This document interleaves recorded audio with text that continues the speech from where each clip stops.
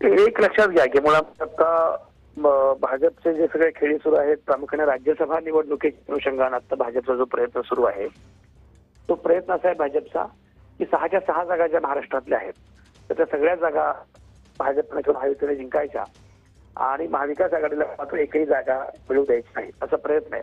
त्याच्या अनुषंगाने काँग्रेसचे बोडाचे आमदार जे आहेत, तर ते आमदार आपल्या गावाला लागतील. त्यापैकी आता अशोक चव्हाणांनी राजीनामा दिला, कारण त्यांना राज्यसभा लढवायची आहे. पण बाकी लोकही राजीनामा देणार नाहीत.